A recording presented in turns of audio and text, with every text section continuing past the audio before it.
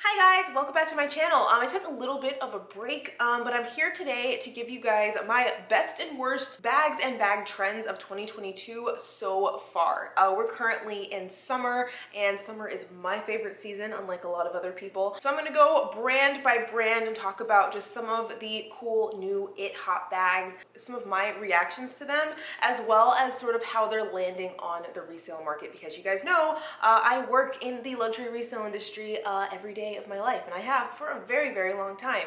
So I'm going to give you guys some insights into what's going on in the resale market and just generally my thoughts on some of the popular bags of 2022. We're going to start with a new favorite of mine, and that one may surprise you if you guys have been around me and my channel for a while. We're going to talk about Balenciaga. I am loving their bags lately. Bags only. The shoes and a lot of the other accessories are kind of a lot for me, if I'm being honest. So you may remember that I already have one piece from the new Balenciaga collection. This is like a mini crossbody version of the city bag, and I have been obsessed with it. But I do have to say, because you guys know that I love the resale market, I love going back to seasons past, and I kind of prefer it actually. The Balenciaga Neo City is actually one of the only bags I can think of this, like just generally, that I have preferred its like reboot or like redo. I actually am gonna have a review of a Neo City bag coming up, so definitely stay tuned for that. This is one that's made it even all the way onto the wish list for a little bit. So I'm definitely very impressed with the new Balenciaga lines. Another one I really like a lot is one that I've mentioned before, and that is the Downtown line. For whatever reason, I like the lines on it. I think it, and especially considering the great price point, this is a lot of bag to get from a luxury designer fashion house for like close to the $2,000 range. You guys know in 2022, that is not something that's easy to do. So I definitely have an appreciation for that. In my opinion, Balenciaga has turned themselves around in my eyes, and I am so happy to see it. So next up is Dior. Lately, when I have gone to places like the Design District here in Miami and just like looked around at all the boutiques, there are two that you see a line to get in. One of them is Chanel, because obviously. And the other one lately has been Dior. The main difference I would say is that, like with Chanel pieces, they have had, like, you know, a series of price increases that, you know, we are all very familiar with in the last couple of years. But there is a scarcity, and there's a scarcity and very high demand on their bags. For some reason, right now, people are loving Dior, but there seems to be an availability generally of a lot of the bags. Like if you go onto the Dior website, for the most part, all the highly coveted and sought after current pieces, which we're going to talk about in a second, are add to cart, readily available, and even though they also did just have a price increase as well. The first bag we're going to talk about is the Caro bag. This is a relatively new release. I'm a personal fan of it. You may have seen my little review bag tour of that bag. I love it, and I think it does a great job with the puffier style. I think it's a pretty decent price point relatively, and I think it is really well made and very high quality. I like the style and aesthetic of it, and I love the amount of like capacity that there is on the inside. Another one that's been popular for a number of years now is the book tote. So that bag started as just a large size, and they have now, as you may have seen, they have they have expanded the range in sizes that the book tote comes in. What I will say, however, and I think this is like partially my opinion, but it's like grounded in like are showing as their opinion as well, but that is that the large size is the one that is popular. The smaller sizes are a little bit more specific. I think the dimensions really work on the large, and I think that the smaller ones tend to be a little bit more on the awkward side. So on the resale market, what I'll say is that this is not one that there's a ton of hype around, even though they are very popular. When people look for these on the resale market, they want to know that they're saving a little bit of money. So Dior over retail like isn't so much of a thing, but that should not be news to you, because we all know, or we all should know, that Dior does not tend to hold its resale value. Now, the reason I bring that up is because Dior is a brand that I think notoriously does a lot of like hyping with influencers. We're going to talk about the Bobby bag. The Bobby bag I actually think is really cute, and I think I would like it a lot more if it wasn't just so like, I don't know, if it wasn't just so like aggressively pushed. Comes with a thin strap, and also you can attach the thicker guitar straps to it. I just think it's a great one. It looks really elegant and chic, but I will say that they are expensive. This one, it retails at $3,800 for the small size, and it goes all the way up to $44,000 if I'm not mistaken. I'll have some examples linked down below, but generally, I think it's a great bag, but once again, this is one that if you really love it, wait it out on the resale market to see if there are any deals crop up, even though it may take a long time. So now we're going to talk about Fendi. Fendi is one of my very favorite designers. I think that they have a lot. I think that their items are a lot of fun, and they also tend to have a lot of longevity, whereas like a lot of the designers don't necessarily, especially like lately. We're going to talk about 3 bags today, and let's start with the first. Get it? Anyways. So they haven't been coming in very frequently, but there definitely is a pretty high demand for them. When they have come in, they have sold relatively quickly. But this is another one that, to go on the resale market, people want a deal, because generally speaking, as I mentioned with some of the Dior ones, they're available. If you walk into the store, there probably is going to be one in the color you're looking for. As far as my own personal thoughts on the bag, I don't really love it. You know, someone made mention of it looking like, you know, body parts, and I don't not see it. I mean, comment down below. Do you see it? But yeah, this one comes in a variety of different sizes. The interior capacity for me, I think, leaves a little bit to be desired. So it's a really puffy bag, but on the inside, it just kind of like closed off. So there really isn't a whole bunch you can fit into it. I think it kind of is Fendi's answer to like the Bottega pouch bag. This one is different because it does come with a strap. I do like the opening. I just wish that, I don't know, I guess personally, I'm not so much into that like puffy type of shape, but overall it's cool. Is it going to have longevity? Honestly, probably not, but if it's one that you love, I predict that there will be some deals to be had out there in the not too distant future. Another cool one, it definitely takes me back, not me personally because it was a little bit before my time, but it does remind me of bags of seasons past, and this is the Fendigraphy. It's like a hobo bag, and it comes in a variety of different sizes. The bottom is supposed to be like visible, so you're kind of supposed to carry it in a way that like shows the bottom of the bag, and it has the giant Fendi and all of the hardware on the bottom. You can't miss it. It's right there. This one I think is cool, but once again, mini bags are not my jam. These I haven't seen on the resale market just yet, and I don't really know that they're going to be coming. This is one that is, I want to say that they're prevalent, but I wouldn't say that they're popular. If you want to be on trend, but you sort of want to fly a little bit under the radar and get something different, I think this is a great option. Now we have one of my favorites. I've had to stop myself from purchasing this at Saks a couple of times now. We're talking about the Sunshine Tote. I'm obsessed. I love it. I have to sit on my hands to like not buy one every time I see it pop up on Anyways, this one comes in 2 sizes. What I really appreciate this one is the price point. This is an all leather bag. It's a really good size. It's gonna be great for travel. It's made of like a smooth, like buffed leather.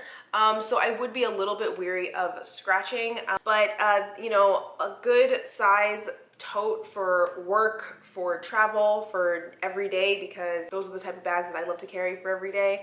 I'm all about it. It comes with a strap, and you can also add straps onto it. And I love it. I absolutely love it. Wish list to come, but spoiler, this will be on it. And of course, what would a luxury video summarizing trends of 2022 be without talking about Chanel? Chanel gets, I feel like Chanel sucks up all of the oxygen in the room. We have talked at length about the brand. People love it. People love to chat about it and how expensive and ridiculous it is, yada yada. Only thing honestly that I have really seen that's like worthy of talking about is the 22 bag. And can I be honest? I hate it. I hate it. I hate it. I don't like this bag at all. I think it looks like a cross between a garbage bag and one of those like drawstring Adidas backpacks that we carried in high school. I'm not into these one bit. So this one goes from 5100 to 53 to 58 depending on the size that you get. Comes in a couple of different colors, and I don't get it. I don't get it at all.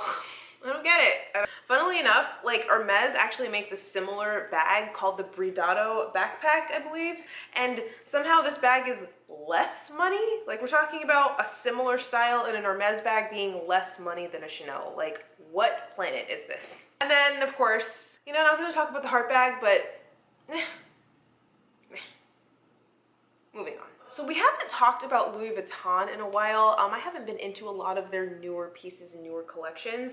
What I will say that the hot bags now for Louis Vuitton are the Coussin, the Speedy B20, some of the like limited edition Speedies. They made a really cute denim one that I think is going to be very, very popular. And I also found two that I think are really, really cool. So first up we have the Morel bag. This is an epi bag. It's like a small epi bag, and it comes with like a card holder that's sort of like attached by a chain. I don't know, I just think it's really cute. This also has a longer strap. It comes in black, it looks like tan. I see it in a like light blue color, so it looks like there's a couple of varieties out there, and I just think it's really, really cool. Like, the little mini hobo isn't necessarily my vibe, but I do definitely get down with this one. The short strap is attachable, and it comes with a longer one that you could most likely wear crossbody. I haven't seen this one in person, but it's one that I don't really see people talking about, but I just really think that it's cool. And you know me, I love when they have like included accessories. If you want to split them up, it's like you're getting a bag and an accessory all in one, and you know, has a little bit of monogram without being too much. So this is a very cool one. It actually, the shape of it reminds me of the Prada Clio, but I do think that this is like a little bit like different remix of it, and I want to say that they're close to the same price. So what's new in the monogram game is the Carryall MM. I think this is like an updated answer to the Louis Vuitton Artsy. I saw the Artsy is actually still on their website, which I was a little surprised to see, but there it is. This is a much longer one, and it's about the same size. One thing about the Artsy that I never could quite jibe with was like the strap was so short and your arm just kind of like hung over it just like this.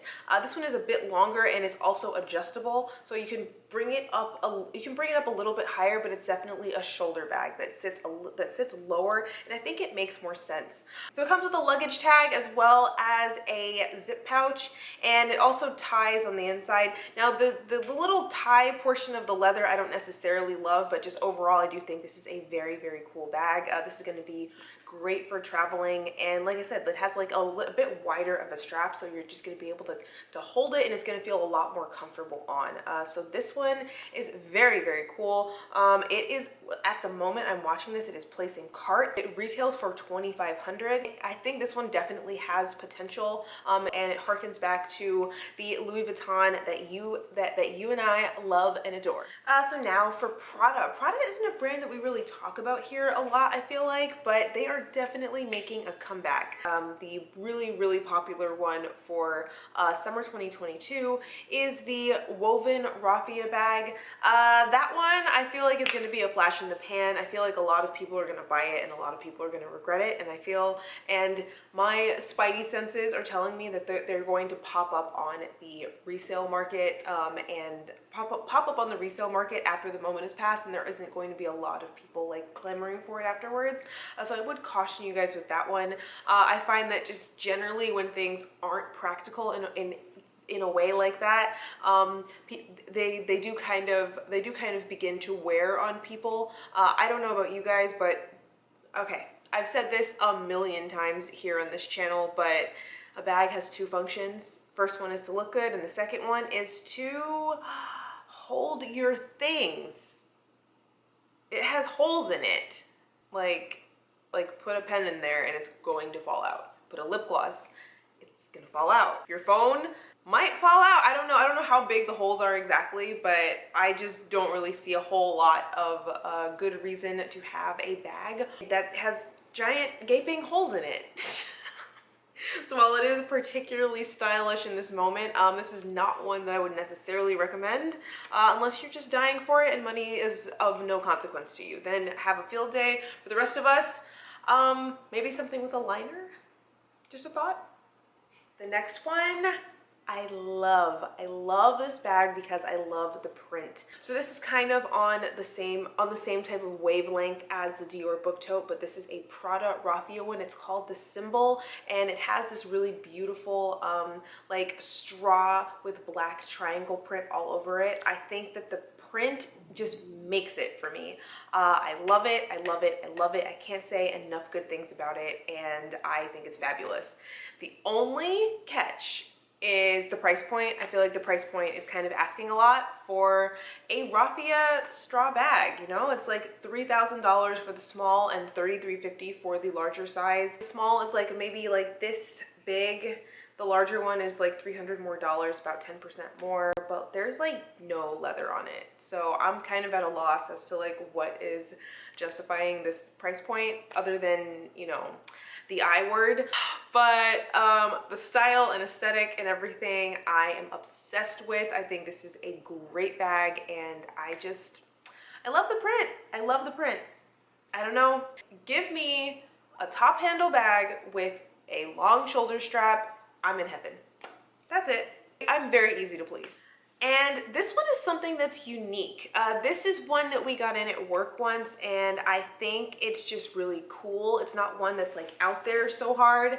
And this is the triangle bag. It definitely gives me like multi-pochette vibes, but I think in like a much better and like more unique and like more chic sort of way. This is a leather bag, and it's sort of like in the shape, well, I mean, obviously it's in the shape of a triangle, but it's like a three-dimensional triangle shape. It has a thicker web strap that's adjustable, and then it also has like the little like attached like accessory piece.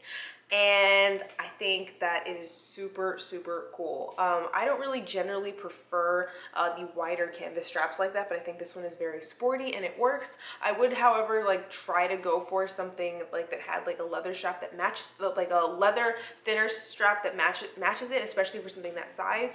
But it is a very, very cool one that not a lot of people are talking about. It's definitely one that you don't really see out there, and I think that that's a shame. We're doing Gucci now, and I just want to say, I called it. I called it. The minute I heard in 2018 or 2017, I guess, that the Dior saddlebag was coming back, I knew it was just like a matter of time before the Gucci Jackie was gonna come back too.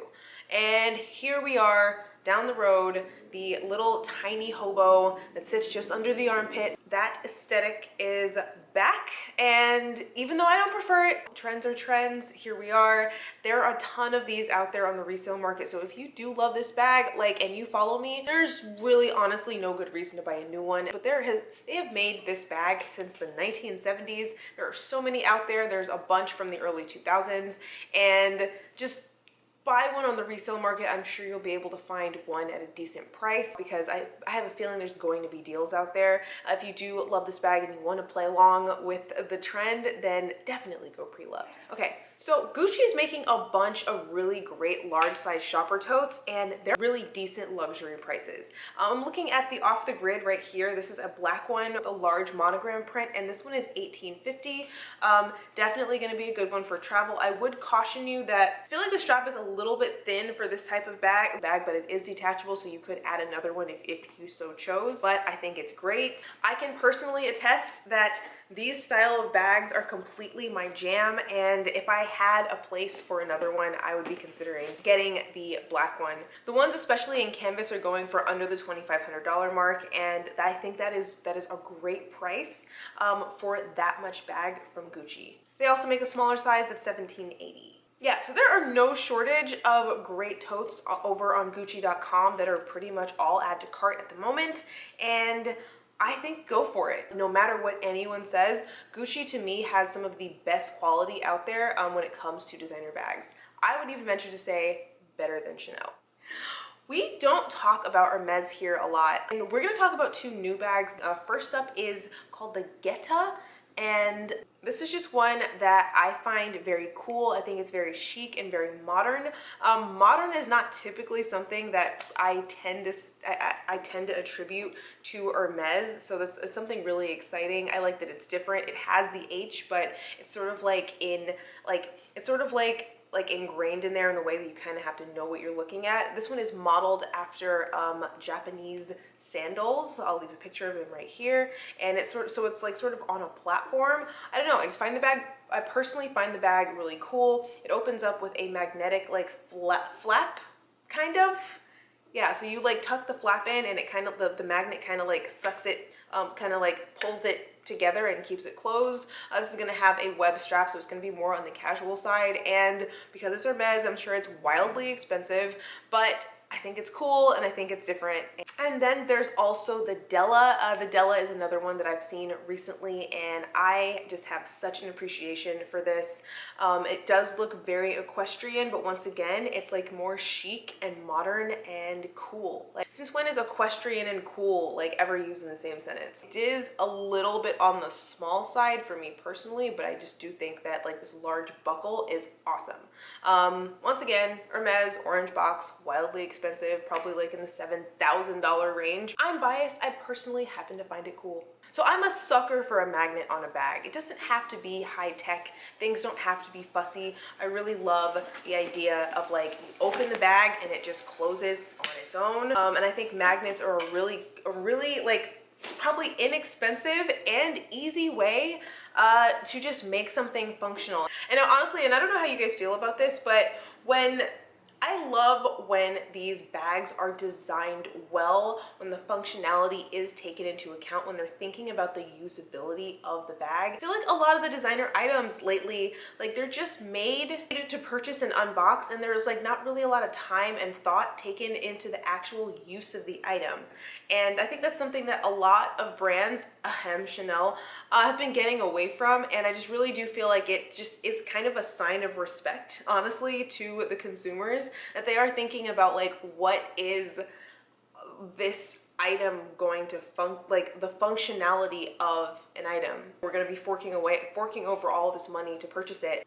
I'd like to be able to enjoy carrying it around. Now, I'm gonna say it, I've said it a million times, the undersung hero of the luxury market is YSL. YSL is crushing it in just the most under the radar kind of way that I love. Somehow, of all the bags in my entire wardrobe, none of them are YSL.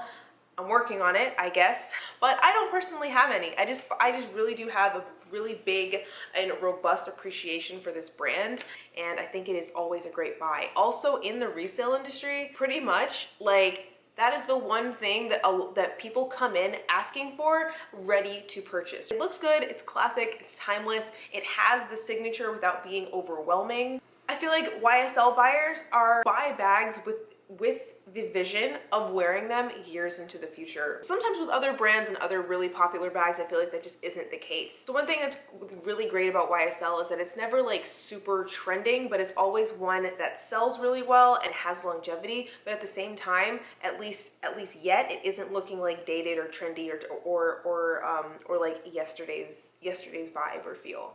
The bags are able to maintain a level of popularity without feeling like oversaturated and overhyped. And that's just something that I just cannot express enough that I appreciate about YSL. That said, the new it bag from YSL, I'm not a fan of personally. That is the Icare Maxi. That it's just kind of just like a big giant hobo. If you want, I actually have a couple ideas of look for less or similar styles of the bag. If you'd like to see that, send me a comment down below. But yeah, it's like a new oversized bag. To me, it just looks like that brand MZ Wallace, and I'm just not into it. Just don't prefer it personally. And even though as much as I love big bags, this just looks like big and like floppy, and it's just not my jam. So this one pretty much flies in the face of everything that I just said about YSL. I feel like this is not going to like last substantially, because as much as people say big bags are coming back, I'm leery of it because of the progression of technology and the fact that everyone else doesn't carry the amount of things that, like, you know, people used to a long time ago. So that's definitely something to take into account. I mean, the trend forecast can say whatever it wants. Like, ultimately people's needs are what's important, and I just feel like a lot of people aren't gonna need big bags. And this one is kind of gonna be a flash in the pan. I feel like people are gonna be overwhelmed by this bag, like physically, and a lot of people are going to end up selling it, and I just don't know that there's gonna be a new crop of buyers, to resell them to. So unless you are just obsessed with it and must have it, I would tread carefully. All right, so that was my 2022 bag report. I hope you guys enjoyed that video. I am excited in a way about bags lately that I have not been in a really, really long time.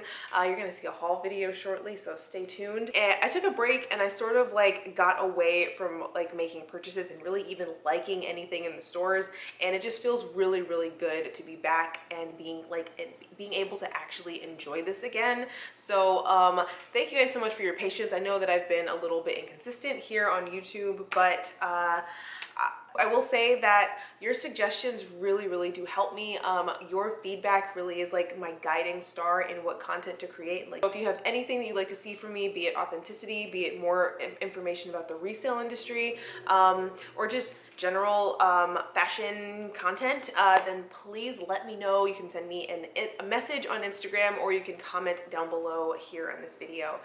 But I've missed you guys. I'm glad to be back, and I will see you in my next one. Bye.